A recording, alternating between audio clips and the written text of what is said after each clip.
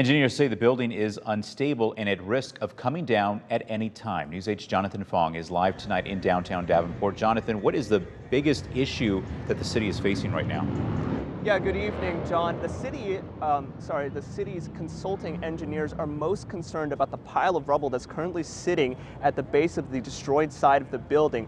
They're worried about it because they're saying it's integral to keeping that building upright for right now. And that's why they're saying that's part of the challenge of search and rescue efforts right now. Now, that hasn't stopped people from protesting all day long. There have been people out with signs saying that the city should do more and that the city should hold off on demolishing. The building was built in the early 1900s. Okay, it's over 100 years old. That's according to Davenport's consulting engineer. The building is made of brick and steel. Speaking on the partially collapsed building's current state. The brick on the outside holds the steel frame inside up, and at the same time the steel of the building holds the brick up. So when you lose the brick, you lose the stability of the building. The explanation coming as protests continue, asking the city to hold off on demolition and search for more survivors. The debris pile itself is helping to hold the building up. Okay?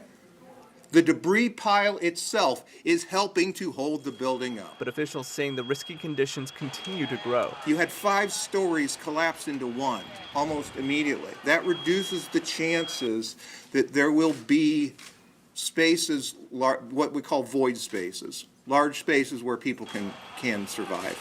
The city says permits were issued to repair the building's facade after feedback from an engineering firm the building owners hired. They actually provided two engineering reports within the last 6 months. One the end of January, then one here last week.